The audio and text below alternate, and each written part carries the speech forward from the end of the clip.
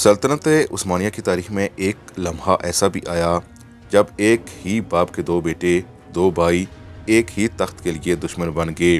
یہ کہانی ہے سلطان محمد فاتح کے بعد ہونے والی تخت کی جنگ کی، جس نے سلطنت کے مستقبل کا رخ ہمیشہ کے لیے بدل دیا۔ سن 1481 مئی کا مہینہ تھا۔ سلطان محمد فاتح، جس نے قسطنطنیہ فتح کر کے دنیا کو حیران کر دیا تھا، اچانک انتقال کر گئے۔ ان کی وفات کی خبر پھیلتے ہی پورا دربار ہل کے رہ گیا، کیونکہ ان کے بعد دو شہزادے زندہ تھے، بایزید اور جم۔ دونوں بہادر ذہین اور سلطنت کے مختلف صوبوں کے گورنر تھے۔ بایزید شمالی اناطولیہ کے صوبے اماسیا میں تھا، جبکہ جم جنوبی علاقے کونیا میں۔ اب سوال یہ تھا کہ تخت کس کا ہے؟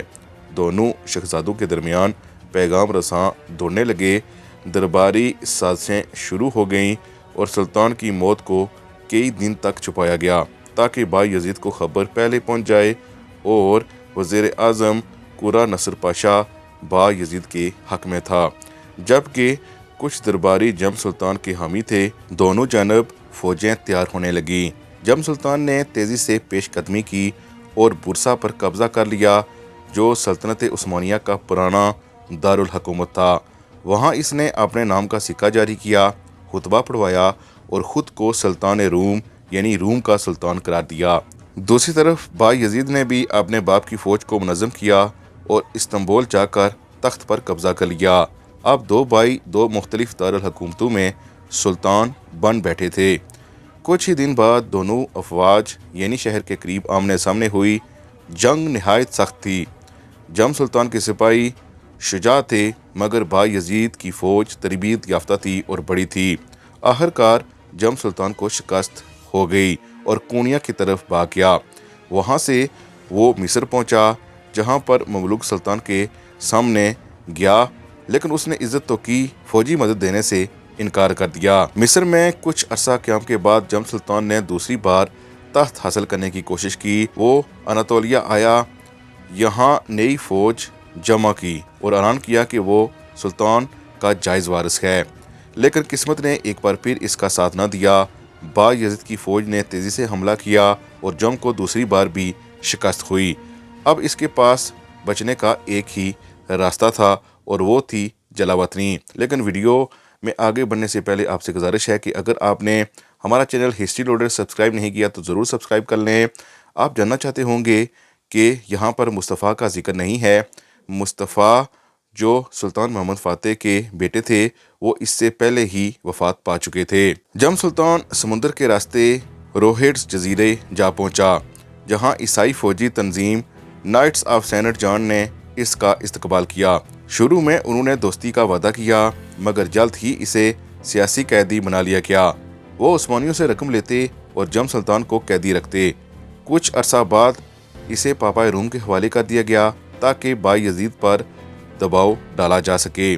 یوں ایک شہزادہ جو کبھی تخت کا وارث تھا، اب یورپ کے ہاتھوں میں ایک سیاسی مکھرا بن گیا۔ بایزید ثانی نے پاپا روم کو خط لکھ کر وعدہ کیا کہ اگر جم کو قید رکھا جائے تو وہ ہر سال سونا اور تحائف بھیجے گا۔ پاپا روم نے یہ قبول کر لیا اور جم سلطان کی زندگی قید سے قید تک منتقل ہوتی رہی، پہلے روم، پھر فرانس اور آخر میں آج کا اٹلی۔ سن 1495 میں جب فرانس کا بادشاہ چارلس ہشتم عثمانیوں کے خلاف جنگ کی تیاری کر رہا تھا، اس نے جم سلطان کو اپنے ساتھ شامل کرنے کا ارادہ کیا تاکہ اسے بطور مسلم شہزادہ اپنی فوج میں دکھا سکے۔ لیکن قسمت نے ایک بار پھر جم سلطان کے ساتھ دھوکہ کیا۔ سفر کے دوران وہ شدید بیمار پڑ گیا۔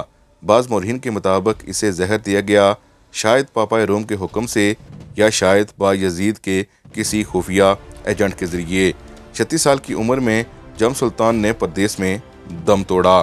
ایک بھائی تخت پر بیٹھا، دوسرا دنیا کی آنکھوں میں عبرت بن گیا، اور اس واقعے نے عثمانی سلطنت میں ایک نیا قانون جنم دیا کہ آئندہ کوئی سلطان بنے تو اپنے بھائیوں کو ختم کر دے تاکہ سلطنت خانہ جنگی سے بچی رہے۔ لیکن کہا جاتا ہے کہ سارے سلطانوں نے بھی کبھی بھی ایسا نہیں کیا کہ اپنے سارے بھائیوں کو مار ڈالیں۔ بہرحال اس واقعے کے بعد جو بھائی بھی تخت نشین ہوتا وہ ظاہر ہے اپنے دوسرے بھائیوں سے ڈرنے لگا تھا، اور ڈر کی وجہ سے ہی انہوں نے تاریخ میں کچھ ایسے فیصلے کیے جو شاید نہیں کرنے چاہیے تھے۔ لیکن یہ ڈر شروع ہوا تھا سلطان محمد فاتح کے دو بیٹوں کے درمیان جو جنگیں ہوئی تھی ان کے بعد۔